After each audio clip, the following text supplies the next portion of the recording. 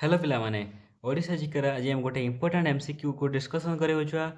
Question टी हला which is the second largest river in Odisha. ओडिशार द्वितीय बृहत्तम नदीर नाम कौन?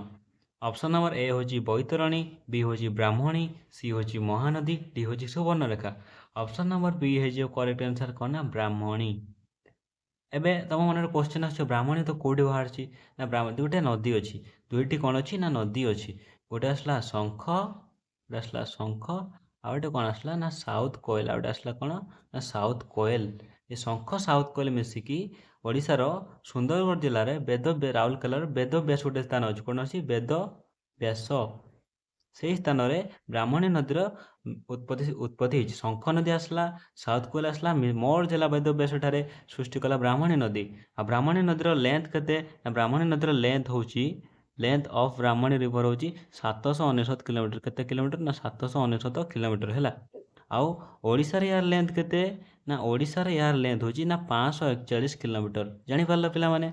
देन शंख नदी रे कौन हबो ना शंख नदी पाखरे गोटे डैम अच्छी से डैमटा ना हूँ मंदिरा डैम से नाटा हूँ कौन ना मंदिरा डैम। से मंदिरा डैमटा राउरकेला स्टील प्लांट को पानी पहुँचाए।